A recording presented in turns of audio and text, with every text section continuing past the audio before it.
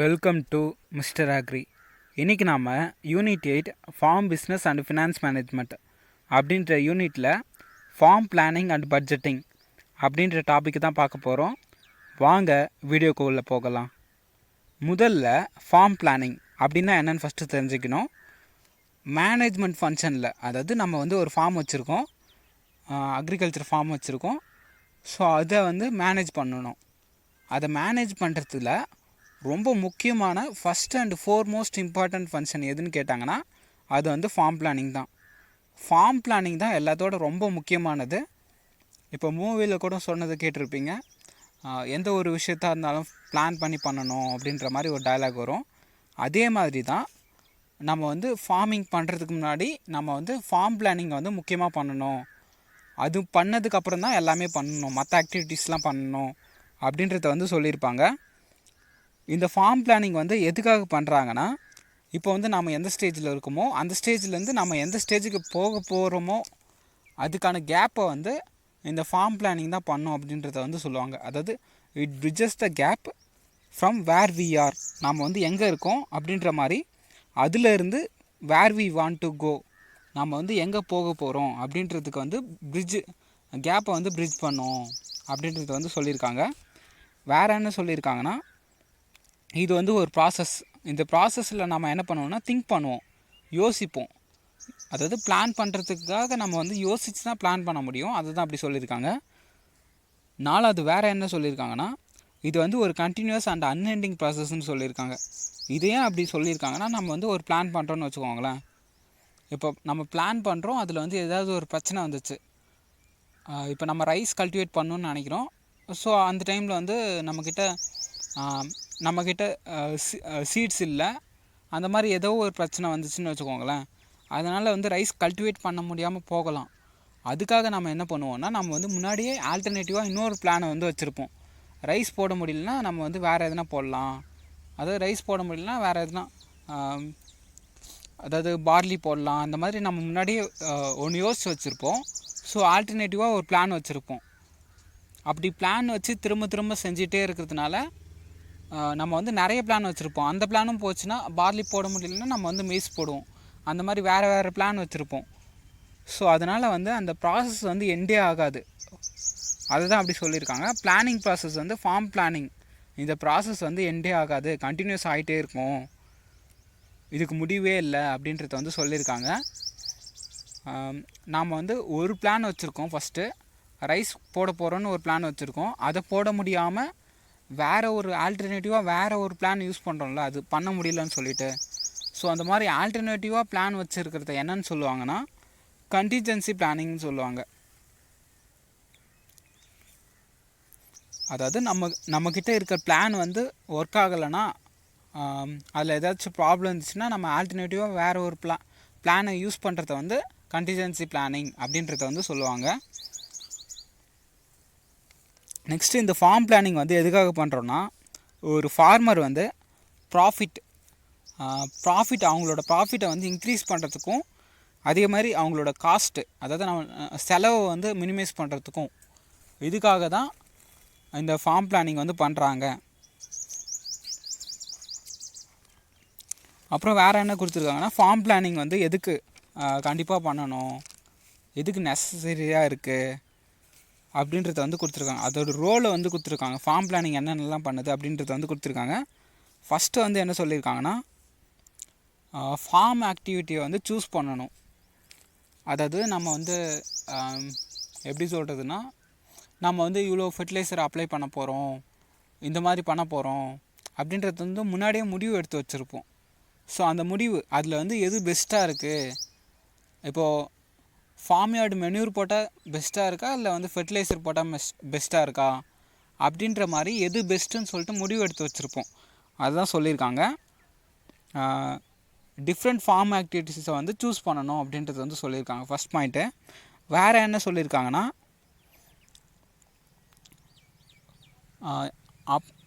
Enterprise காம்பினேஷனை select பண்ணணும் அப்படின்றது கொடுத்துருக்காங்க. Second point. அதாவது அதுக்கு என்ன மீனிங்னா, இப்போ நம்ம ஃபார்மிங் பண்ணுறோன்னு வச்சுக்கோங்களேன். ஒரு 5 ஏக்கரில் ஃபார்மிங் பண்ணுறோம். அதில் நம்ம என்ன பண்ணுறோன்னா, 5 ஏக்கர் நம்ம வச்சுருக்கோம் லேண்டு. அதில் வந்து 2 ஏக்கர் வந்து க்ராப் ஃபார்மிங் பண்ணுறோம். ரைஸ் எதனா போட்டு வச்சுருக்கோன்னு வச்சுக்கோங்களேன். மீதி 3 ஏக்கரில் வந்து டெய்ரி ஃபார்மிங் பண்ணுறோம். அதாவது கவு அதெல்லாம் வளர்க்குறோம். அந்த மாதிரி அதுக்காக ரேன்ச்சிங் மேய்ச்சல் நிலம் அந்த மாதிரிலாம் விட்டு வச்சுருக்கோம். ஸோ அப்படி இருக்கும்போது இந்த மாதிரி ரெண்டுமே கம்பைன் பண்ணி பண்ணுறதுனால இதை வந்து காம்பினேஷன்னு வந்து சொல்லுவாங்க. ஸோ இந்த மாதிரி என்டர்பிரைஸ்னால் உங்களுக்கு ஆல்ரெடி தெரிஞ்சிருக்கும். என்டர்பிரைஸ்னால் க்ராப்பு, லைஃப் ஸ்டாக்கு இது ரெண்டுத்தையும் சேர்த்து சொல்கிறது தான் என்டர்பிரைஸ்ன்னு சொல்லுவாங்க. ஆல்ரெடி முன்னாடி கிளாஸ்லேயே நான் சொல்லியிருப்பேன். ஸோ இந்த மாதிரி என்டர்பிரைஸ் காம்பினேஷனை வந்து செலக்ட் பண்ணணும், எது கரெக்டாக இருக்கும் அப்படின்றத வந்து செலக்ட் பண்ணணும் அப்படின்றத வந்து சொல்லியிருக்காங்க.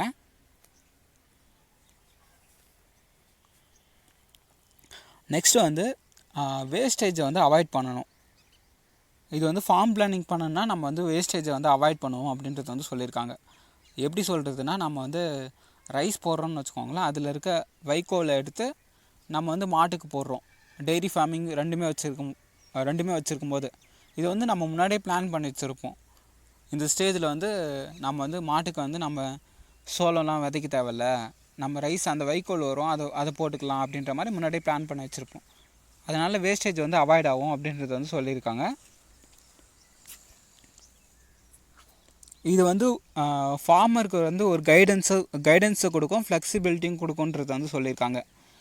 அதுக்கு என்ன மீனிங்னா, இப்போ வந்து நம்ம பிளான் பண்ணுறோன்னு வச்சுக்கோங்களேன்.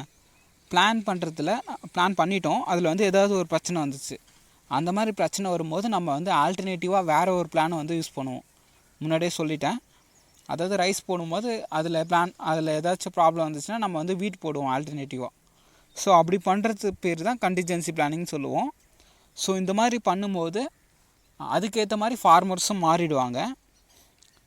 அதனால் ஃப்ளெக்சிபிலிட்டியாக இருக்கும் ஃபார்மருக்கு. ஒரு பிளான் வேஸ்டேஜ் ஆனாலும் வேறு ஒரு பிளானை வந்து நம்ம யூஸ் பண்ணிக்கலாம். இதெல்லாம் நம்ம எதனால் பண்ணுறோன்னா ஃபார்ம் பிளானிங் மூலிமா தான் பண்ணுறோம். ஸோ ஃபார்ம் பிளானிங் தான் எல்லாத்துக்கும் முக்கியம் அப்படின்றத வந்து சொல்ல வராங்க. நெக்ஸ்ட் வந்து ரிசோர்ஸ் வந்து அலோகேஷன் பண்ணுறது. அதாவது என்னென்ன ரிசோர்ஸ்லாம் யூஸ் பண்ணலாம், ஃபெர்டிலைசரு, சீடு அந்த மாதிரி எல்லாத்தையும் வந்து அலோகேட் பண்ணிக்கிறது. இது வந்து ஃபார்ம் பிளானிங் பண்ணோன்னா எல்லாத்தையும் எடுத்து வச்சுக்கலாம் அப்படின்றத வந்து சொல்கிறாங்க. வேறு என்ன பாயிண்ட் கொடுத்துருக்காங்கன்னா, ஃபார்ம் ஆக்டிவிட்டியை வந்து அந்த டைமுக்கு வந்து முடிக்கணும். நம்ம வந்து ஒரு பிளான் பண்ணிட்டோம்னா அந்த டைமுக்கு வந்து முடிக்கலாம் ஃபார்ம் பிளானிங் இருந்தால் அப்படின்றத வந்து சொல்கிறாங்க. நெக்ஸ்ட்டு வேறு என்ன கொடுத்துருக்காங்கன்னா, டைப்ஸ் ஆஃப் ஃபார்ம் பிளானை வந்து கொடுத்துருக்காங்க. ஃபார்ம் பிளானிங்கில் மொத்தம் 2 டைப் இருக்குது. ஒன்று சிம்பிள், இன்னொன்று வந்து complete farm planning. Simple farm பிளானிங்னா என்னென்னா, மைனராக சேஞ்ச் பண்ணுறது.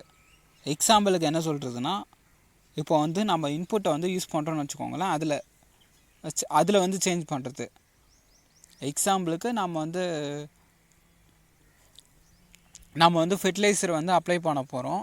ஸோ அந்த ஃபெர்டிலைசருக்கு பதிலாக நம்ம வந்து வேறு எதனா போடுறது, ஃபார்ம் யார்ட் மென்யூர் போடுறோம். அந்த மாதிரி மைனராக சேஞ்ச் பண்ணுறது தான் சிம்பிள் பிளானிங்னு வந்து சொல்லுவாங்க, சிம்பிள் ஃபார்ம் பிளானிங். நெக்ஸ்ட்டு வந்து கம்ப்ளீட் ஃபார்ம் பிளானிங். அப்படின்னா என்னென்னா, ஓல்ட் ஃபார்மையே சேஞ்ச் பண்ணுறது, மொத்தமாகவே சேஞ்ச் பண்ணுறது. மைனராக இன்புட்டை மட்டும் சேஞ்ச் பண்ணுறதுனா சிம்பிள் ஃபார்ம் பிளானிங். இன்புட்டை விட்டுட்டு ஓல்ட் ஃபார்ம் மொத்தமாக அந்த ஃபார்மையே சேஞ்ச் பண்ணுறதுனா அது வந்து கம்ப்ளீட் ஃபார்ம் பிளானிங்னு வந்து சொல்லுவாங்க. அதாவது மேஜர் சேஞ்ச் பண்ணுறது. இதுக்கு எக்ஸாம்பிள் என்னென்னா, ஒரு ஃபார்ம் இருக்குதுன்னு வச்சுக்கோங்களேன், ரைஸ் ஃபார்ம் இருக்குது. ஸோ நம்ம வந்து அந்த ரைஸுக்கு பதிலாக நம்ம வந்து வேறு ஒன்று போடுறோம், சுகர் கேன் போடுறோன்னு வச்சுக்கோங்களேன். அப்படி போடும்போது நம்ம வந்து என்டையராக அதை வந்து சேஞ்ச் பண்ணுறோம். ஸோ அந்த மாதிரி மேஜராக சேஞ்ச் பண்ணுறத வந்து கம்ப்ளீட் ஃபார்ம் பிளானிங்னு வந்து சொல்லுவாங்க. இன்னொரு எக்ஸாம்பிள் சொல்லணுன்னா, நம்மக்கிட்ட வந்து கொஞ்சம் நிலம் இருக்குது. அதில் வந்து என்ன பண்ணுறோன்னா ரைஸ் ஃபார்மிங் பண்ணுறோம், அதே மாதிரி பவுல்ட்ரியும் போட்டிருக்கோம். அப்படி இருக்கும்போது பவுல்ட்ரியை ரிமூவ் பண்ணிவிட்டு அடுத்த சீசன் என்ன பண்ணுறோன்னா பவுல்ட்ரியை எடுத்துகிட்டு அதுக்கு பதிலாக ஃபிஷ் ஃபார்மிங் இல்லைனா கோட் ஃபார்மிங் வேறு எதனா ஃபார்மிங் பண்ணுறோம். அந்த மாதிரி பவுல்ட்ரி ரிமூவ் பண்ணிட்டு வேறு ஒரு ஃபார்மிங்கை வந்து கொண்டு வரோம். இந்த மாதிரி பண்ணும்போது கம்ப்ளீட்டாக வந்து நம்ம மாற்றணும், அதோட அரேஞ்ச்மெண்ட்ஸ்லாம் மாற்றணும். அதாவது முன்னாடி வந்து பவுல்ட்ரி இருக்கும்போது நம்ம வந்து பண்ணெல்லாம் வச்சுருப்போம். ஸோ அதை தூக்கிட்டு அந்த இடத்துக்கு வந்து நம்ம வந்து ஃபிஷ் ஃபார்மிங்னால் அங்கே வந்து டேங்க் வைக்கணும், அதே மாதிரி கோட் ஃபார்மிங் பண்ணுறதா இருந்துச்சுன்னா அதுக்காக நம்ம வந்து ஷெட்டு போடணும் தனியாக. அந்த மாதிரி சில விஷயம்லாம் பண்ணணும். அப்படி பண்ணும்போது அதோட ஃபார்மோட ஸ்ட்ரக்சரே சேஞ்ச் ஆகிடும். ஸோ அந்த மாதிரி கம்ப்ளீட்டாக நம்ம சேஞ்ச் பண்ணுறது தான் கம்ப்ளீட் ஃபார்மிங்னு வந்து சொல்கிறாங்க. நெக்ஸ்ட்டு வந்து கேரக்டரிஸ்டிக்ஸ் ஆஃப் குட் ஃபார்ம் பிளானை வந்து சொல்லியிருக்காங்க. அதாவது ஒரு நல்ல ஃபார்ம் பிளான் வேணும்னா அதுக்கு வந்து என்னென்ன கேரக்டர்லாம் இருக்கணும் அப்படின்றது வந்து கொடுத்துருக்காங்க.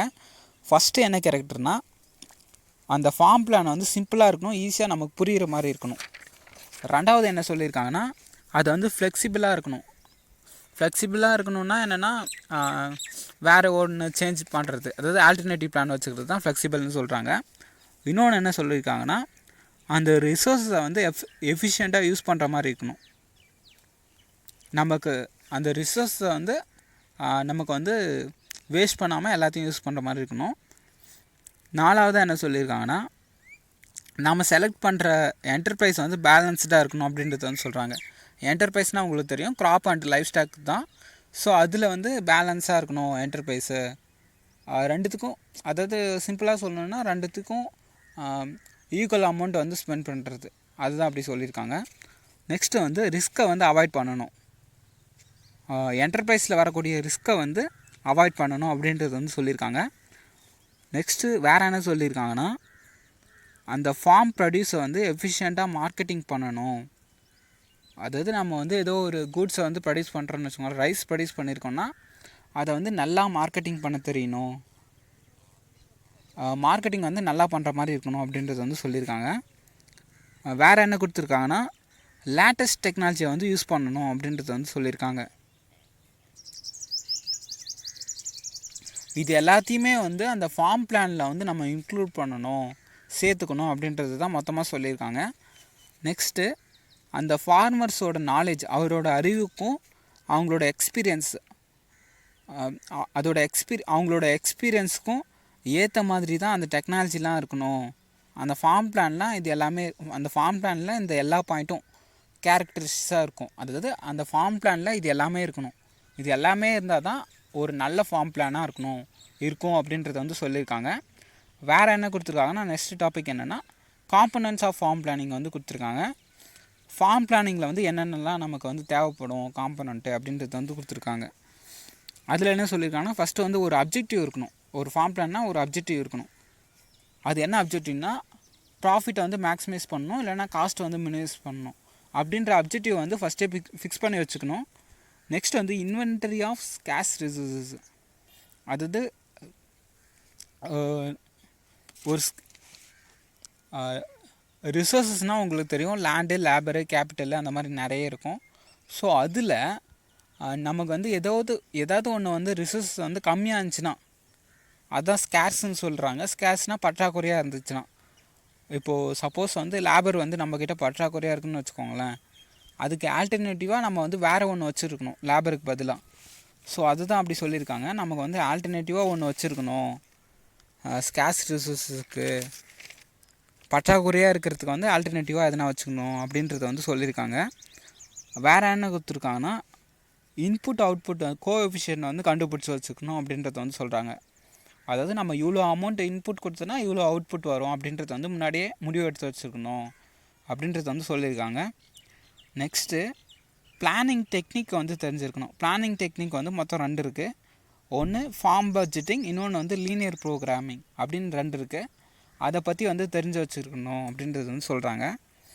இதை அப்ளை பண்ணி தான் அந்த பிளானிங் டெக்னிக்கை அப்ளை பண்ணி தான் ஃபார்ம் பிளானிங் வந்து பண்ண முடியும், ப்ரிப்பேர் பண்ண முடியும் அப்படின்றது வந்து கொடுத்துருக்காங்க. ஃபார்ம் பட்ஜெட்டிங், லீனியர் ப்ரோக்ராமிங் அப்படின்னா என்னன்றது வந்து பின்னாடி பார்க்கலாம். நெக்ஸ்ட் வந்து ஸ்டேஜஸ் ஆஃப் ஃபார்ம் பிளானிங். மொத்தம் 3 ஸ்டேஜ் இருக்குது இதில். சிம்பிளாக சொல்லணுன்னா ஃபஸ்ட்டு ஸ்டேஜ் வந்து சிம்பிள் பிளானிங், முன்னாடி பார்த்துருப்போம், மைனராக சேஞ்ச் பண்ணுறது.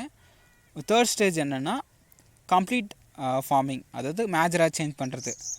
இதுதான் ஃபஸ்ட்டு தேர்டுக்கு வரும். செகண்ட் ஸ்டேஜில் என்ன வரும்னா அதில் வந்து சேஞ்சே பண்ணாமல் இருக்கிறது, நோ மேஜர் சேஞ்ச். இதுதான் மூணு ஸ்டேஜ்லேயும் இது தான் கொடுத்துருப்பாங்க. சிம்பிளாக சொல்லணுன்னா ஃபஸ்ட்டு ஸ்டேஜில் வந்து ஒரு பர்டிகுலர் என்டர்பிரைஸ் இருக்குன்னா அதை வந்து அதில் வந்து என்னென்ன ப்ராக்டிஸ்லாம் பண்ணுறோம் அப்படின்றத வந்து அடாப்ட் பண்ணுறது. இதுதான் ஃபஸ்ட்டு ஸ்டேஜ். ரெண்டாவது ஸ்டேஜ் என்னென்னா ஒரு பர்டிகுலர் என்டர்பிரைஸுக்கு மட்டும் இல்லாமல் எல்லா என்டர்பிரைஸஸ்க்கும், அதாவது எல்லா கிராப்ஸுக்கும் என்னென்னலாம் அடாப்ட் பண்ணலாம் அப்படின்றது வந்து செகண்ட் ஸ்டேஜில் சொல்லியிருப்பாங்க. இதில் வந்து எந்த மேஜர் சேஞ்சஸும் கொண்டு வர மாட்டாங்க. அந்த ப்ராக்டிஸை மட்டும் தான் அடாப்ட் பண்ணுவாங்க. தேர்ட் ஸ்டேஜ் அதில் என்ன சொல்லியிருக்காங்கன்னா, அதில் வந்து மேஜர் சேஞ்சஸ் வந்து பண்ணுவாங்க. ஒரு ஃபார்ம் ஸ்ட்ரக்சர், அதாவது ஒரு பில்டிங் கட்டணும் அப்படின்ற மாதிரி, அதாவது டேங்க் வைக்கணும் அப்படின்றத முன்னாடி நான் சொல்லியிருப்பேன். அந்த ஃபிஷ் ஃபார்மிங்லாம் பண்ணும்போது டேங்க்லாம் வைக்கிற மாதிரி இருக்கும். அந்த மாதிரி கோட் ஃபார்மிங் பண்ணுறதுனா ஷெட் போடுற மாதிரி இருக்கும். ஸோ இந்த மாதிரி மேஜராக சேஞ்ச் பண்ணுறது எல்லாமே தேர்ட் ஸ்டேஜில் வந்து வந்துடும். நெக்ஸ்ட்டு வந்து லிமிடேஷன் ஆஃப் ஃபார்ம் பிளானிங். இதில் வந்து என்ன டிஸ்அட்வான்டேஜ் இருக்குது அப்படின்றத வந்து கொடுத்துருக்காங்க. ஃபஸ்ட்டு வந்து டைம் வந்து கன்சியூம் ஆகும் அப்படின்றது வந்து சொல்கிறாங்க. ஏன்னா இதில் வந்து நம்ம வந்து நிறைய டேட்டாஸ்லாம் எடுத்து வச்சா தான் நம்ம வந்து இதை பண்ண முடியும். அதாவது பாஸ்ட்டில் நடந்த டேட்டாஸ், இந்த சீசனுக்கு வந்து இந்த கிராப் போடலாம் அப்படின்ற மாதிரி முன்னாடி டேட்டாஸ்லாம் இருந்திருக்கும். பாஸ்ட் டேட்டாஸு பழங்காலத்துலாம் எடுத்து வச்சுருப்பாங்க. பழங்காலத்துலலாம் நம்ம வந்து இதில் ஓலைச்சுவடிலாம் எழுதி வச்சுருப்பாங்க. அதே மாதிரி தான் டேட்டாஸ்லாம் முன்னாடியே எடுத்து வச்சுருக்கணும். இந்த மாதிரி டேட்டாஸ்லாம் பார்த்து பண்ணுறதுக்கு வந்து டைம் வந்து கன்சியூம் ஆகும் அப்படின்றது வந்து சொல்கிறாங்க. நெக்ஸ்ட் வந்து எக்ஸ்பென்சிவாக இருக்கும். பழங்காலத்துலாம் ஓலைச்சுவடியில் வச்சுருக்காங்க. இந்த காலத்துலாம் நம்ம என்ன பண்ணுவோன்னா, டேட்டாஸ் எல்லாமே கம்ப்யூட்டர் சிஸ்டத்தில் தான் நம்ம சேவ் பண்ணி வச்சுருப்போம். அந்த மாதிரி இருக்கும்போது நம்ம சிஸ்டத்தை வாங்கணும். அதுக்காக அந்த சிஸ்டத்தை யூஸ் பண்ணுற மாதிரி ஒரு ஆள் வேணும் நமக்கு. ஃபார்மருக்கு சொல்கிறேன். ஃபார்மருக்கு வந்து சிஸ்டம் யூஸ் பண்ண தெரியாதுன்னா அதுக்காக நம்ம வந்து ஒரு ஆள் வைக்கணும். அப்படி இருக்கும்போது எல்லாமே செலவாகும். அப்படின்றதுனால இது வந்து எக்ஸ்பென்சிவ் அப்படின்னு வந்து சொல்கிறாங்க. இன்னொன்று வந்து மோஸ்ட் ஆஃப் த ஃபார்மர்ஸ் வந்து படிப்பறிவு இல்லாதவங்க. அப்படி இருக்கும்போது இது வந்து பாசிபிள் இல்லை ஃபார்ம் பிளான் அப்படின்றத வந்து கொடுத்துருக்காங்க. நெக்ஸ்ட்டு வந்து இது வந்து ரிஸ்க்குக்கு வந்து அகென்ஸ்டாக இருக்குது அப்படின்றது வந்து கொடுத்துருக்காங்க. அதாவது நம்ம வந்து கரெக்டாக ஒரு பிளானை வந்து பண்ணுறோம். அப்படி பண்ணும்போது சில டைம் வந்து க்ராப்பில் வந்து ஃபெயிலியர் நடக்குதுன்னா, அந்த ஃபெயிலியர் நடக்கிற டைமில் அந்த ஃபார்ம் ரிஸ்க்கை வந்து தடுக்கணும் அப்படின்னு வந்து நம்ம நினைப்போம். அந்த ரிஸ்க்கை தடுக்கிறதுக்காக நம்ம வந்து வேறு எதுனா ஒரு பிளானை வந்து வச்சுருப்போம். அந்த மாதிரி சில டைம் வந்து ஃபெயிலியர் ஆகிறதுனால அந்த ரிஸ்க்கை வந்து ஏற்றுக்கிற மாதிரி இருக்கும் ஃபார்மர்ஸ்க்கு. ஸோ அதனால் அந்த ரிஸ்க்கை வந்து ஃபார்மர்ஸ் வேணும்னே ஏற்றுக்கிற மாதிரி இருக்குது. அப்படி இருக்கிறது தான் அப்படி வந்து கொடுத்துருக்காங்க. நெக்ஸ்ட்டு வேறு என்ன கொடுத்துருக்காங்கன்னா, அவைலபிலிட்டி ஆஃப் இன்அடிக்குவேட் அண்ட் இன்அக்யூரேட் டேட்டான்னு கொடுத்துருக்காங்க. ஃபார்மர்ஸ் எல்லாமே மேனுவலாக வந்து ரெக்கார்ட் பண்ணுவாங்க. அப்படி ரெக்கார்ட் பண்ணும்போது அவங்க வந்து இதை வந்து அதை வந்து அவங்களால வந்து கரெக்டாக ப்ரிப்பேர் பண்ண முடியாது. அதுதான் அப்படி சொல்லியிருக்காங்க. அந்த டேட்டாஸ் வந்து கரெக்டாக அவங்களால வந்து எல்லாத்தையும் எடுக்க முடியாது. அதுதான் அப்படி சொல்லியிருக்காங்க. ஸோ இது எல்லாமே லிமிட்டேஷனாக இருக்குது ஃபார்ம் பிளானிங்கில். நெக்ஸ்ட்டு வந்து ஃபார்ம் பிளானிங் டெக்னிக்ஸு. இதில் மொத்தமே 2 டெக்னிக் இருக்குது. ஆல்ரெடி நான் சொல்லியிருக்கேன். ஃபார்ம் பட்ஜெட்டிங், இன்னொன்று வந்து லீனியர் ப்ரோக்ராமிங். ஃபார்ம் பட்ஜெட்டிங்னா ஒன்றுமே இல்லை. நம்ம வந்து ஃபார்மை முன்னாடி வந்து நம்ம பார்த்தோம். ஃபார்ம் பிளானிங்னா பிளான் பண்ணுறது. ஃபார்ம் பட்ஜெட்டிங்னா நமக்கு வந்து எவ்வளோ செலவாகும் அப்படின்றத வந்து தனித்தனியாக போட்டு வைக்கிறது. இவ்வளோ இன்கம், அதாவது இவ்வளோ செலவு பண்ணால் இவ்வளோ இன்கம் வந்து அதிகமாக வரும் அப்படின்றத வந்து பிளான் பண்ணுறது. நமக்கு வந்து எவ்வளோ ப்ராஃபிட் வரும் அப்படின்றதையும் பிளான் பண்ணுறது தான் ஃபார்ம் பட்ஜெட்டிங்னு சொல்லுவாங்க. இதுவே லீனியர் ப்ரோக்ராமிங்னா என்ன வரும்னா, அதில் நமக்கு வந்து ரொம்ப லிமிட்டடாக ரிசோர்ஸ், ரொம்ப கொஞ்சமாக தான் ரிசோர்ஸ் இருக்கும். அது கொஞ்சமாக சீடு இருக்கும், கொஞ்சமாக லேண்ட் இருக்கும், எல்லாமே கொஞ்சமாக இருக்கும்.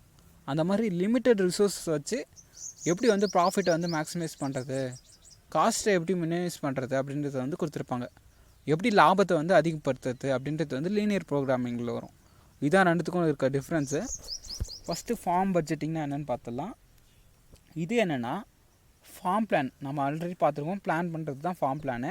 ஸோ அந்த மாதிரி ஃபார்ம் பிளான் பண்ணும்போது அதை வந்து மானிட்டரி டேர்மில் மணி டேர்மில் வந்து போடுறது. அதாவது இவ்வளோ செலவாகும் அப்படின்ற மாதிரி அமௌண்ட்டில் போடுறது தான் ஃபார்ம் பட்ஜெட்டிங்னு சொல்லுவாங்க.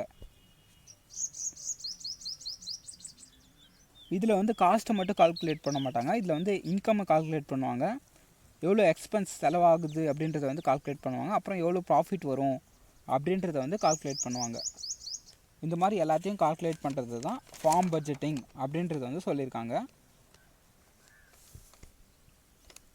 ஸோ இந்த ஃபார்ம் பட்ஜெட்டிங்கிறது வந்து ஒரு டீட்டெயிலாக எடுக்கக்கூடியது தான்.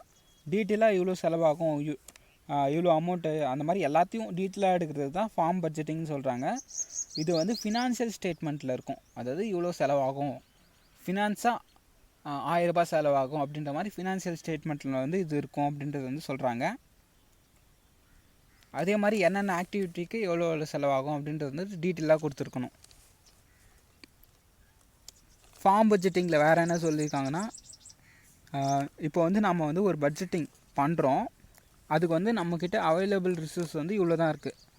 ஸோ அந்த அவைலபிள் ரிசோர்ஸஸை எப்படி யூஸ் பண்ணி பட்ஜெட்டிங் வந்து க்ரியேட் பண்ணுறாங்க அப்படின்றது வந்து இதில் கொடுத்துருப்பாங்க. இது எல்லாமே அனலைஸ் பண்ணி தான் பண்ணணும் அப்படின்றது வந்து கொடுத்துருக்காங்க.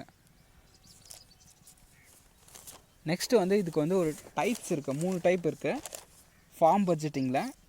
இந்த 3 டைப்புமே ரொம்ப இம்பார்ட்டண்ட்டு. இதில் என்ன சொல்லியிருக்காங்கன்னா, ஃபஸ்ட்டு வந்து என்டர்பிரைஸ் பட்ஜெட், ரெண்டாவது வந்து பார்ஷியல் பட்ஜெட், மூணாவது வந்து கம்ப்ளீட் பட்ஜெட். என்டர்பிரைஸ் பட்ஜெட்னால் என்னென்னா, ஒரு சிங்கிள் என்டர்பிரைஸுக்கு மட்டும் இன்கம்மு, காஸ்ட்டு, ப்ராஃபிட்டு இது எல்லாமே செக் பண்ணுறது, இது எல்லாத்தையுமே கால்குலேட் பண்ணுறது தான் என்டர்பிரைஸ் பட்ஜெட்னு சொல்லுவாங்க. எக்ஸாம்பிளுக்கு சொல்லணுன்னா, 1 ஏக்கர் கிராப் இருக்குன்னா அந்த 1 ஏக்கர் இல்லைனா 1 ஹெக்டேர் கிராப் இருக்குன்னா அந்த 1 ஹெக்டேர் கிராப்புக்கு மட்டும் பட்ஜெட்டிங் போடுறது வந்து என்டர்பிரைஸ் பட்ஜெட். அப்படி இல்லைனா இன்னொரு எக்ஸாம்பிள் சொல்லணுன்னா, ஒரு அனிமல் இருக்குன்னா அந்த ஒரு அனிமலுக்கு மட்டும் ஒரு வருஷத்துக்கு வந்து இவ்வளோ செலவாகும், இவ்வளோ இன்கம் வரும், அதாவது இவ்வளோ காஸ்ட் ஆகும், இவ்வளோ ப்ராஃபிட் வரும் அப்படின்றது வந்து அதுக்கு மட்டும் நம்ம வந்து போடுறது, பட்ஜெட்டிங் போடுறது வந்து என்டர்பிரைஸ் பட்ஜெட் அப்படின்னு வந்து சொல்லுவாங்க.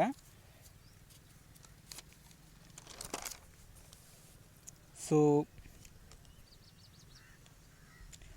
என்டர்பிரைஸ் பட்ஜெட்டில் இருக்க எல்லாத்தையுமே, அதாவது சிங்கிளாக நம்ம தனித்தனியாக போடுறோம். அதாவது எக்ஸாம்பிளுக்கு ஒரு லேண்டுக்கு போடுறோம், ஒரு அனிமலுக்கு போடுறோம். அதே மாதிரி ஒரு நம்மக்கிட்ட வேறு எதனா இருக்குன்னா, ஒரு ரைஸ் இருந்துச்சுன்னா ரைஸ் கிராப்புக்கு தனியாக போடுறது. அந்த மாதிரி தனித்தனியாக ஒரு என்டர்பிரைஸுக்கும் தனித்தனியாக போடுறது. டெய்ரி இருந்துச்சுன்னா, அதாவது மாடு வச்சுருந்தோம்னா அதுக்கு வந்து எவ்வளோ செலவாகும் அந்த மாதிரி அதுக்கு தனியாக போடுறது. ஆடு வச்சுருந்துன்னா அதுக்கு செலவாகும் அப்படின்ற மாதிரி தனித்தனியாக ஒரு என்டர்பிரைஸுக்கும் போடுறோம். அந்த மாதிரி ஒரு என்டர்பிரைஸுக்கும் போட்டது எல்லாத்தையும் ஒன்றா கம்பைன் பண்ணி போடுறது தான் கம்ப்ளீட் பட்ஜெட்டிங்னு சொல்லுவாங்க. ஸோ என்டர்பிரைஸ் பட்ஜெட்லேயே கம்ப்ளீட் பட்ஜெட்டிங்கிறதுக்கு வந்து மீனிங் கொடுத்துட்டாங்க. நெக்ஸ்ட்டு வந்து இதில் வந்து 3 எலமெண்ட் இருக்குது என்டர்பிரைஸ் பட்ஜெட்டில். அது என்னென்ன எலமெண்ட்னால், income, expected cost, expected profit, இதெல்லாம் எவ்வளோ அப்படின்றத வந்து இதில் வந்து கால்குலேட் பண்ணுவாங்க. அதுதான் அப்படி சொல்லியிருக்காங்க. நெக்ஸ்ட்டு பார்ஷியல் பட்ஜெட்னால் என்னென்னா, சிம்பிள் பிளானிங் தான் அப்படி சொல்லியிருக்காங்க. நம்ம வந்து முன்னாடி சிம்பிள் பிளானிங் பார்த்தோம், அதே சிம்பிள் பிளானிங் தான் பார்ஷியல் பட்ஜெட்டுக்கும் வரும். அந்த சிம்பிள் பிளானிங்கை அமௌண்ட் டேர்மில் வந்து சொல்கிறது தான் பார்ஷியல் பட்ஜெட்டு. அதாவது நம்ம சிம்பிள் பிளானிங்கில் வந்து சின்னதாக ஒரு சேஞ்ச் வந்து பண்ணியிருப்போம், மைனர் சேஞ்ச் பண்ணியிருப்போம். அதாவது இவ்வளோ ஃபெர்டிலைசர் வந்து அதிகமாக அப்ளை பண்ணலாம் அப்படின்ற மாதிரி ஒன்று பண்ணியிருப்போம். அப்படி இல்லைன்னா ஃபெர்டிலைசர் அப்ளை பண்ணுறதுக்கு பதிலாக நம்ம வந்து ஃபார்ம்யார்டு மேனூர் அப்ளை பண்ணலாம் அப்படின்ற மாதிரி மைனராக சேஞ்ச் பண்ணியிருப்போம். ஸோ அதுக்கு வந்து எவ்வளோ செலவாகும் அப்படின்ற பட்ஜெட் போடுறது தான் பார்ஷியல் பட்ஜெட்டிங்னு சொல்லுவாங்க. எக்ஸாம்பிளுக்கு ஒரு ஃபார்மர் வந்து ரைஸ் வச்சுருக்காருன்னு வச்சுக்கோங்களேன். ரைஸில் வந்து ஏடிடி 57 ஒரு வெரைட்டி வச்சுருக்காரு. ஸோ அப்படி பண்ணிகிட்டு இருக்கும்போது அவர் வந்து அதுக்கு பதிலாக, அந்த வெரைட்டிக்கு பதிலாக வேறு ஒரு வெரைட்டி கோ 50 போடுறாருன்னு வச்சுக்கோங்களேன். ஸோ அப்படி போடுறது தான், அதாவது அந்த வெரைட்டிக்கு பதிலாக வேறு ஒரு வெரைட்டி வந்து யூஸ் பண்ணுறாரு. ஸோ அந்த மாதிரி மைனராக சேஞ்ச் பண்ணும்போது அதுக்கு வந்து எவ்வளோ பட்ஜெட்டிங் ஆகுது, எவ்வளோ செலவாகுது, அந்த மாதிரி எல்லாத்தையுமே பட்ஜெட் போட்டு வைக்கிறது தான் பார்ஷியல் பட்ஜெட்டிங்னு வந்து சொல்லுவாங்க. இதில் வந்து மொத்தம் 3 வந்து இம்பார்ட்டண்ட்டாக சொல்லியிருப்பாங்க. என்ன சொல்லியிருப்பாங்கன்னா, இது வந்து எதுக்காக யூஸ் பண்ணுறாங்கன்னா, எவலேட் பண்ணுறது, கால்குலேட் பண்ணுறது. எதை கால்குலேட் பண்ணணும்னா ப்ராஃபிட்டை வந்து கால்குலேட் பண்ணணும். எதுலன்னா இன்புட் சப்ஸ்டியூஷன், என்டர்பிரைஸ் சப்ஸ்டியூஷன், அப்புறம் size or scale of operation. இதில் வந்து எவ்வளோ ப்ராஃபிட் வரும் அப்படின்றத வந்து கால்குலேட் பண்ணுறதுக்காக பார்ஷியல் பட்ஜெட்டிங் வந்து இதுக்கும் யூஸ் ஆகுது அப்படின்றத வந்து சொல்லியிருக்காங்க. இன்புட் சப்ஸ்டியூஷன் அப்படின்னா என்னென்னு ஃபஸ்ட்டு உங்களுக்கு தெரியணும். இன்புட்னால் உங்களுக்கு தெரிஞ்சிருக்கும், இந்த ஃபெர்டிலைசரு, சீடு எல்லாமே இன்புட்டில் தான் வரும். ஸோ இந்த மாதிரி இன்புட்டு, எக்ஸாம்பிளுக்கு வந்து லேபர் வச்சுருக்கோங்க. லேபரை வந்து நம்ம ஃபீல்டில் வந்து யூஸ் பண்ண போகிறோம். ஸோ அந்த லேபருக்கு பதிலாக நம்ம வந்து ஒரு மெஷினை யூஸ் பண்ணுறோன்னு வச்சுக்கோங்களேன். அதாவது லேபரை வச்சு ப்ளவ் பண்ணுறதை விட்டுட்டு நம்ம வந்து மெஷின் டிராக்டர் யூஸ் பண்ணி ப்ளவ் பண்ணுறோம். ஸோ அந்த மாதிரி லேபருக்கு பதிலாக டிராக்டரை வந்து யூஸ் பண்ணுறோம். அந்த மாதிரி இன்புட்டை சேஞ்ச் பண்ணுறோம். இந்த மாதிரி மைனர் சேஞ்ச் பண்ணுறது தான் பார்ஷியல் பட்ஜெட்டிங்னு சொல்லுவாங்க. ஸோ இந்த மாதிரி இன்புட்டை சேஞ்ச் பண்ணுறதுனால இதை வந்து இன்புட் சப்ஸ்டியூஷன் அப்படின்னு வந்து சொல்கிறாங்க. அது லேபருக்கு பதிலாக நம்ம வந்து டிராக்டரை வந்து சப்ஸ்டியூட் பண்ணியிருக்கோம். அதுதான் இன்புட் சப்ஸ்டியூஷன் சொல்கிறாங்க. நெக்ஸ்ட் வந்து என்டர்பிரைஸ் சப்ஸ்டியூஷன் அப்படின்னா என்னென்னா, என்டர்பிரைஸ்னால் உங்களுக்கு தெரியும், கிராப்பு, லைவ் ஸ்டாக்கு அந்த மாதிரிலாம் வரும். ஸோ அந்த மாதிரி என்டர்பிரைஸ் நம்ம வந்து ஒரு 2 ஏக்கர் வச்சுருக்கோம். ஸோ அதில் வந்து நம்ம ரைஸ் தான் 2 ஏக்கருக்கும் போட்டிருக்கோம். ஸோ அதில் 1 ஏக்கர் ரைஸை ரிமூவ் பண்ணிட்டு அந்த 1 ஏக்கருக்கு பதிலாக 1 ஏக்கர் ரைஸ் போடுறோம். இன்னொரு 1 ஏக்கருக்கு வந்து ரைஸை எடுத்துகிட்டு அதுக்கு பதிலாக சுகர் கேன் போடுறோம். அந்த மாதிரி மைனராக சேஞ்ச் பண்ணியிருக்கோம். அந்த மாதிரி என்டர்பிரைஸில் வந்து சப்ஸ்டியூட் பண்ணுறது தான் என்டர்பிரைஸ் சப்ஸ்டியூஷன் சொல்கிறாங்க. ரைஸுக்கு பதிலாக சுகர் கேன் போடுறோம். அந்த மாதிரி மைனராக சேஞ்ச் பண்ணுறது தான் என்டர்பிரைஸ் சப்ஸ்டியூஷன் சொல்லுவாங்க.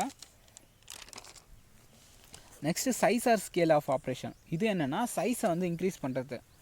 நம்மக்கிட்ட வந்து 2 ஏக்கர் லேண்ட் இருந்துச்சுன்னா நம்ம 1 ஏக்கரை வந்து லீஸுக்கு எடுத்து 3 ஏக்கராக கல்டிவேட் பண்ணுறோம். அந்த மாதிரி சைஸ் இன்க்ரீஸ் பண்ணுறத வந்து இதுவும் ஒரு சேஞ்ச் தான், மைனர் சேஞ்ச் தான். ஸோ இந்த மாதிரி சேஞ்ச் பண்ணுறத வந்து சைஸ் ஆர் ஸ்கேல் ஆஃப் ஆப்ரேஷனில் வந்து வரும். ஸோ இந்த மாதிரி அடிஷ்னலாக நம்ம வந்து இன்கம் வர்றதுக்காக நம்ம வந்து அந்த லேண்டை வந்து இன்க்ரீஸ் பண்ணுறோம். ஸோ இந்த மாதிரி பண்ணும்போது இது வந்து சிம்பிள் பிளானிங்கில் வந்து வந்துடும். அதாவது பார்ஷியல் பட்ஜெட்டிங்கில் வந்து இது வந்துடும். ஸோ இதுக்காக வந்து பட்ஜெட்டிங்லாம் போடுறது தான் பார்ஷியல் பட்ஜெட் அப்படின்றத வந்து கொடுத்துருக்காங்க. இதில் வந்து என்னென்ன டிஸ்அட்வான்டேஜ் இருக்குது, அதாவது லிமிடேஷன்ஸ் வந்து என்னென்னலாம் இருக்குது அப்படின்றத வந்து கொடுத்துருக்காங்க. ஒன்று என்னென்னா, ஒரு பார்ஷியல் சேஞ்ச் இருக்குன்னா அதில் வந்து அது வந்து எப்போயுமே கம்ப்ளீட் சொல்யூஷன் வந்து எப்போயுமே கொடுக்காது.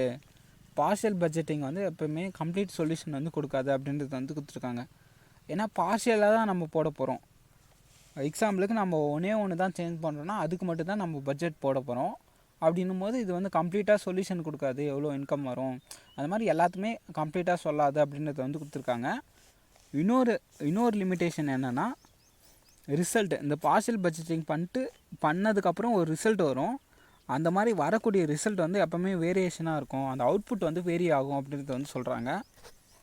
அதாவது நம்ம வந்து பார்ஷியல் பட்ஜெட்டிங் ஒரு கிராப்புக்கு, அதாவது ரைஸுக்கு பதிலாக நம்ம சுகர் கேன் போட்டுட்டோம், மைனர் சேஞ்ச். இது வந்து பார்ஷியல் பட்ஜெட்டிங்கில் வருது. அதுக்கு வந்து பட்ஜெட் போட்டு வைக்கிறோம், இவ்வளோ வந்து செலவாச்சு, ஸோ இந்த மாதிரி இன்கம் வரும் அப்படின்ற மாதிரி. ஆனால் நம்ம பண்ணது வந்து வராது. அதுக்கு பதிலாக வேரி ஆகி அவுட்புட் வந்து ரொம்ப கம்மியாக வரலாம், இல்லைன்னா ரொம்ப அதிகமாக கூட வரலாம். அந்த மாதிரி அவுட்புட் வேரி ஆகி வரும் அப்படின்றது வந்து இன்னொரு லிமிட்டேஷனாக கொடுத்துருக்காங்க.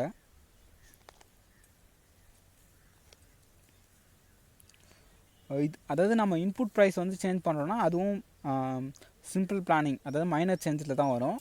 ஸோ இன்புட் ப்ரைஸை வந்து அதிகப்படுத்துறது, இல்லைன்னா கம்மி பண்ணுறது, இல்லைன்னா ரிசோர்ஸ் அவைலபிலிட்டி. நம்மக்கிட்ட ரிசோர்ஸ் வந்து ரொம்ப கம்மியாக இருக்கும் ஒரு சில டைமில். அந்த மாதிரி ரிசோர்ஸ் கம்மியாக இருக்கும்போது அதனால வந்து சேஞ்ச் ஆகும் அவுட்புட்டு.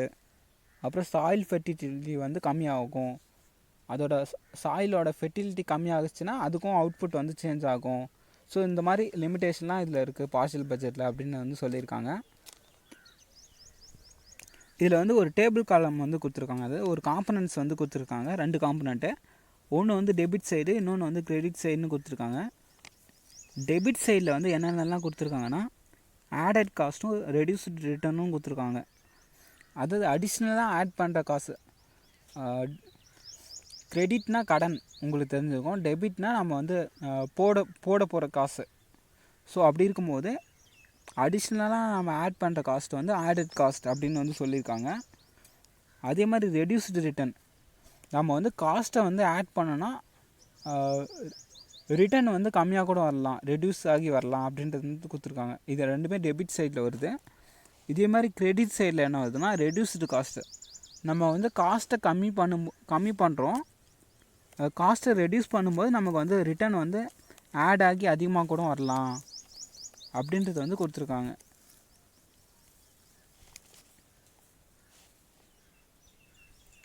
நெக்ஸ்ட்டு வந்து complete budgeting, third type. So இதில் என்ன சொல்லியிருக்காங்கன்னா, கம்ப்ளீட்டாக, அதாவது கம்ப்ளீட் பிளானிங் வந்து நம்ம ஆல்ரெடி பார்த்துருப்போம். கம்ப்ளீட்டாக பிளான் பண்ணுறது, கம்ப்ளீட்டாக வந்து ஒரு, அதாவது கம்ப்ளீட்டாக ஒரு கோட் ஃபார்மிங் இருக்குன்னா கோட்டை எடுத்துகிட்டு நம்ம வந்து ஃபிஷ் ஃபார்மிங் பண்ணுறது, அந்த மாதிரி கம்ப்ளீட்டாக சேஞ்ச் பண்ணுறது அந்த ஃபார்ம் பிளானையே. அந்த மாதிரி கம்ப்ளீட்டாக பண்ணுறது வந்து கம்ப்ளீட் பட்ஜெட்டிங்கில் வந்து வரும். அதுக்கு வந்து எவ்வளோ செலவாகும் அப்படின்றது வந்து இதில் கொடுத்துருப்பாங்க.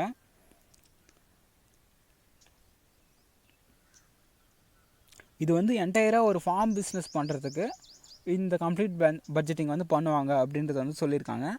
அதே மாதிரி பிகினர்ஸ் இருக்காங்கன்னா, இப்போ நான் வந்து புதுசாக ஃபார்மிங் பண்ண போகிறேன்னா எனக்கு வந்து இந்த மாதிரி கம்ப்ளீட் பட்ஜெட்டிங் பண்ணுறது தான் எனக்கு வந்து கரெக்டாக இருக்கும் அப்படின்றது வந்து சொல்லியிருக்காங்க. ஸோ இது வந்து மெயினாக வந்து யூஸ் பண்ணுவாங்க, பர்டிகுலராக யூஸ் பண்ணாமல் மெயினாக வந்து யார் வேணால் இதை வந்து யூஸ் பண்ணிப்பாங்க. பிஸ்னஸ் ஸ்டார்ட் பண்ணுறதுனா இதை வந்து கண்டிப்பாக யூஸ் பண்ணுவாங்க அப்படின்றது வந்து சொல்லியிருக்காங்க. நெக்ஸ்ட்டு இதுக்கு வந்து ஒரு எக்ஸாம்பிள் சொல்லியிருக்காங்க. என்னென்னா, நம்ம வந்து ஒரு 10 அனிமல் வச்சுருக்கோம். அப்படி ஒரு ஃபார்மர் வந்து ஒரு 10 அனிமல் வச்சுருக்காரு. ஸோ டெய்ரி அனிமல் தான். அப்படி வச்சுட்ருக்கும்போது அதில் வந்து அந்த 10 அனிமலை வந்து 100 அனிமலாக இன்க்ரீஸ் பண்ணணும்னு நினைக்கிறாரு. அதாவது ஒரு 10 மாடு வச்சுருக்காருன்னா அது வந்து 100 மாடாக இன்க்ரீஸ் பண்ணணும் அப்படின்னு நினைக்கிறாரு. அப்படி நினைக்கிறதுக்காக அவர் வந்து போட போகிற பட்ஜெட் தான், இப்போ 10லேருந்து 100 நான் மாற்ற போகிறேன், அதுக்கு வந்து இவ்வளோ செலவாகும், இந்த மாதிரி எல்லாத்தையும் பட்ஜெட் பண்ணி வைக்கிறது தான் கம்ப்ளீட் பட்ஜெட்டிங் அப்படின்னு வந்து சொல்கிறாங்க. ஸோ அந்த 10 அனிமல், அதாவது 10 மாடு நம்ம வச்சுருக்கும்போது நமக்கு வந்து எவ்வளோ வந்து செலவாச்சு, இன்ஃப்ராஸ்ட்ரக்சரு, அந்த மாதிரி ஃபெசிலிட்டி, அதுக்கெலாம் எவ்வளோ வந்து செலவாச்சு அப்படின்ற மாதிரி எல்லாத்தையும் செலவு பண்ணுறது, எவ்வளோ ப்ராஃபிட் வரும் அப்படின்ற மாதிரி 10 அனிமலுக்கு வந்து நம்ம ஃபஸ்ட்டு கால்குலேட் பண்ணி வச்சுருப்போம். அப்படி வச்சுருக்கும் போது அதை வந்து 100 அனிமலுக்காக நம்ம மாற்றும் போது கண்டிப்பாக இன்ஃப்ராஸ்ட்ரக்சரு எல்லாமே சேஞ்ச் ஆகும். இன்ஃப்ராஸ்ட்ரக்சரில் சேஞ்ச் வரும், ஃபெசிலிட்டியில் சேஞ்ச் ஆகும், எல்லாமே டெவலப் பண்ணுற மாதிரி இருக்கும். எக்ஸாம்பிளுக்கு வந்து கவுஷெட், நம்ம வந்து 10 அனிமலுக்கு வந்து 10 மாடு மட்டும் நம்ம அடைக்கிற மாதிரி ஒரு கவுஷெட் வச்சுருக்கோம், மாட்டுக்கொட்டை வச்சுருக்கோன்னு வச்சுக்கோங்களேன். ஸோ அதை வந்து 100 அனிமலுக்கு இன்க்ரீஸ் பண்ணும்போது நம்ம வந்து அதை இடிச்சிட்டு பெருசாக 100 அனிமலுக்கு, அது 100 மாடு வந்து கட்டி போகிற மாதிரி நம்ம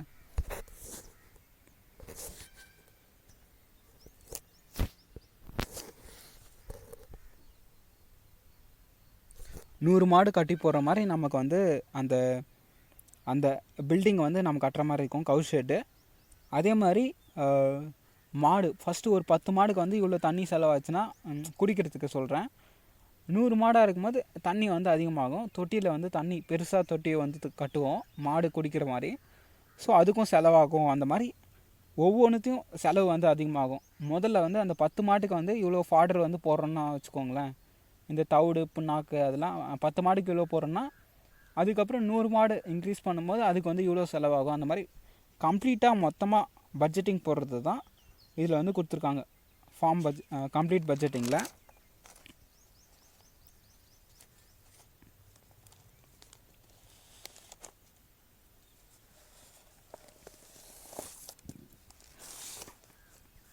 வேறு என்ன சொல்லியிருக்காங்கன்னா, கம்ப்ளீட் பட்ஜெட்டிங்கில் வந்து ஃபிக்ஸ்டு காஸ்ட்டையும் வேரியபிள் காஸ்ட்டையும் கன்சிடர் பண்ணுவோம், ஆனால் பார்ஷியல் பட்ஜெட்டிங்கில் வேரியபிள் காஸ்ட்டை மட்டும் தான் கன்சிடர் பண்ணுவோம் அப்படின்றத வந்து சொல்லியிருக்காங்க. இதுக்கு என்ன அர்த்தம்னா, பார்ஷியல் பட்ஜெட்டிங்னா உங்களுக்கு தெரிஞ்சுக்கோ மைனராக சேஞ்ச் பண்ணுறது. அப்படி மைனராக சேஞ்ச் பண்ணும்போது வேரியபிள் காஸ்ட், அதில் வந்து இன்புட்டை தான் மோஸ்ட்லி சேஞ்ச் பண்ணுவோம். அப்படி சேஞ்ச் பண்ணுற காஸ்ட்டை வந்து வேரியபிள் காஸ்ட்னு சொல்லுவாங்க. ஃபிக்ஸ்டு காஸ்ட்னால் இந்த மெஷினரி, இந்த மெஷினரி அந்த மாதிரி ஃபார்ம் பில்டிங் அது எல்லாமே ஃபிக்ஸ்டு காஸ்ட்டில் வந்துடும். ஸோ அந்த மாதிரி ஃபிக்ஸ்டு காஸ்ட்டு இது எல்லாமே கம்ப்ளீட் பட்ஜெட்டிங்கில் வந்துடும். ஃபிக்ஸ்டு காஸ்ட்டு, வேரியபிள் காஸ்ட்டு இது எல்லாமே கம்ப்ளீட் பட்ஜெட்டிங்கில் வந்துடும் அப்படின்றது வந்து கொடுத்துருக்காங்க. அதே மாதிரி பிரேக் ஈவன் பாயிண்ட்டை வந்து கம்ப்ளீட் பட்ஜெட்டிங் வந்து சொல்லும், இண்டிகேட் பண்ணும். ஆனால் பார்ஷியல் பட்ஜெட்டிங் வந்து பிரேக் ஈவன் பாயிண்ட்டை வந்து இண்டிகேட் பண்ணாது அப்படின்றது வந்து கொடுத்துருக்காங்க.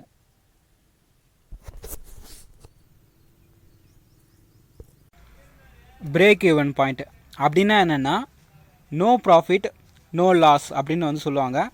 நமக்கு ப்ராஃபிட்டும் வராது லாஸும் வராது, அந்த பாயிண்ட்டை தான் பிரேக் ஈவன் பாயிண்ட் அப்படின்னு வந்து சொல்லுவாங்க. ஸோ பார்ஷியல் பட்ஜெட்டிங் வந்து பிரேக் ஈவன் பாயிண்ட்டை வந்து இண்டிகேட் பண்ணாது, கம்ப்ளீட் பட்ஜெட்டிங் வந்து இண்டிகேட் பண்ணும். அதுதான் இது ரெண்டுத்துக்கும் இருக்க டிஃப்ரென்ஸு. நெக்ஸ்ட் வந்து ஸ்டெப்ஸ் பார்க்கலாம். Steps in whole farm planning and பட்ஜெட்டிங். பிளானிங்லேயும் பட்ஜெட்டிங்லேயும் என்னென்ன ஸ்டெப்லாம் இன்வால்வ் ஆகிருக்கு அப்படின்றத வந்து பார்க்கலாம். ஃபஸ்ட்டு வந்து ஒரு அப்ஜெக்டிவ் வந்து நமக்கு இருக்கணும். காஸ்ட்டை வந்து மேக்ஸிமைஸ் பண்ண போகிறோமா, இல்லை மினிமைஸ் பண்ண போகிறோமா, ப்ராஃபிட் வந்து மேக்ஸிமைஸ் பண்ண போகிறோமா அப்படின்ற அப்ஜெக்டிவ் வந்து இருக்கணும் நம்மக்கிட்ட. அதே மாதிரி ஆர்கனைசேஷன் வந்து இருக்கணும். என்னென்னலாம் சேஞ்ச் பண்ணலாம், என்ன சேஞ்ச் பண்ணிட்டு எதை வந்து கொண்டு வரலாம் அப்படின்றத வந்து முன்னாடியே முடிவு எடுத்து வச்சுருக்கணும். மூணாவதாக என்ன சொல்லியிருக்காங்கன்னா, அந்த ரிசோர்ஸஸ் வந்து அசஸ் பண்ணி வச்சுருக்கணும். அதாவது நம்மக்கிட்ட எவ்வளோ ரிசோர்ஸ் இருக்குது, நமக்கு வந்து எவ்வளோ ரிசோர்ஸ் வந்து தேவைப்படும், அதிகமாக இருக்கா கம்மியாக இருக்கா அப்படின்றது எல்லாத்தையுமே தெரிஞ்சு வச்சுருக்கணும். நாலாவது என்ன சொல்லியிருக்காங்கன்னா, அந்த என்டர்பிரைஸ் வந்து ஐடென்டிஃபை பண்ணி வச்சுருக்கணும். அதாவது எந்த என்டர்பிரைஸ் வந்து அடிஷ்னலாக போட்டால் எவ்வளோ இன்கம் வந்து அதிகமாக வரும், அந்த மாதிரி எல்லாத்தையும் ஐடென்டிஃபை பண்ணி வச்சுக்கணும் அப்படின்னு வந்து சொல்கிறாங்க. வேறு என்ன சொல்லியிருக்காங்கன்னா, என்டர்பிரைஸ் வந்து பட்ஜெட்டிங் பண்ணி வைக்கணும். அதாவது இந்த என்டர்பிரைஸ் போட்டோன்னா இவ்வளோ காஸ்ட் ஆகும், இவ்வளோ வந்து செலவாகும் அப்படின்றது வந்து பட்ஜெட் போட்டு வைக்கணும் அப்படின்றது வந்து கொடுத்துருக்காங்க. வேறு என்ன சொல்கிறாங்கன்னா, ரிஸ்க்கை வந்து ஐடென்டிஃபை பண்ணி வச்சுக்கணும் அப்படின்றது வந்து சொல்கிறாங்க. அதாவது நம்ம வந்து கிராப் ஃபார்மிங் பண்ணுறோன்னா அதில் வந்து ஃபெயிலியர் நடந்துச்சுன்னா அதுக்கு வந்து அதை வந்து முன்னாடியே ஐடென்டிஃபை பண்ணணும் அப்படின்றது வந்து சொல்கிறாங்க. அதே மாதிரி எக்ஸாம்பிளுக்கு வேறு என்ன சொல்லலாம்னா, கோட் ஃபார்மிங் பண்ணுறோம், அப்படி பண்ணும்போது அதில் டிசீஸ் வருது. ஸோ அந்த மாதிரி டிசீஸ் வந்துச்சுன்னா நமக்கு வந்து எல்லாமே வேஸ்ட் ஆகிரும். ஸோ ரிஸ்க்கு வந்து அதிகமாக இருக்கும். இந்த மாதிரி பண்ணும்போது மார்க்கெட்டிங், அதே மாதிரி மார்க்கெட்டிங் ரிஸ்க், அதை வந்து எப்படி மார்க்கெட் பண்ணுறது அப்படின்றத வந்து தெரிஞ்சு வச்சுருக்கணும். ஸோ அந்த மாதிரி மார்க்கெட்டிங் ரிஸ்க்கும் இதில் வந்து என்னென்னலாம் இருக்குது, இந்த மார்க்கெட்டிங் வந்து கரெக்டாக பண்ண முடியுமா இல்லையா அப்படின்ற மாதிரி ரிஸ்க்கை பற்றி எல்லாமே தெரிஞ்சு வச்சுருக்கணும். ரிஸ்க் வருமா இல்லையா அப்படின்றத பற்றி தெளிவாக. வேறு என்ன சொல்லியிருக்காங்கன்னா, இந்த மாதிரி எல்லா ஸ்டெப்பையும் பண்ணி முடித்தா தான் ஒரு ப்ராப்பராக பிளானை வந்து ப்ரிப்பேர் பண்ண முடியும் அப்படின்றத வந்து ஸ்டெப்ஸில் வந்து கொடுத்துருக்காங்க. நெக்ஸ்ட் வந்து லீனியர் ப்ரோக்ராமிங், அதாவது ஃபார்ம், முன்னாடி நம்ம பார்த்துருப்போம் ஃபார்ம் பிளானிங் டெக்னிக், அதில் 2 இருக்குது. அதில் 2வது தான் லீனியர் ப்ரோக்ராமிங். லீனியர் ப்ரோக்ராமிங்கில் என்ன சொல்லியிருப்பாங்கன்னா, லிமிட்டட் ரிசோர்ஸ், அதாவது கொஞ்சமான ரிசோர்ஸ் யூஸ் பண்ணி எவ்வளோ இன்கம் வந்து அதிகப்படுத்துகிறோம், எவ்வளோ ப்ராஃபிட்டை வந்து அதிகப்படுத்துகிறோம், அதே மாதிரி காஸ்ட்டை வந்து எப்படி மினிமைஸ் பண்ணுறோம் அப்படின்றத வந்து கொடுத்துருப்பாங்க. இந்த மாதிரி பண்ணுறது தான் லீனியர் ப்ரோக்ராமிங் அப்படின்றது வந்து கொடுத்துருக்காங்க. அவ்வளோதான். இன்றைக்கி நாம் ஃபார்ம் பிளானிங் அண்ட் பட்ஜெட்டிங் அப்புறம் லீனியர் ப்ரோக்ராமிங் எல்லாத்த பற்றியும் பார்த்துட்டோம். அடுத்த கிளாஸில் வேறு ஒரு டாபிக் பார்க்கலாம். Thank you. All the very best. Take care.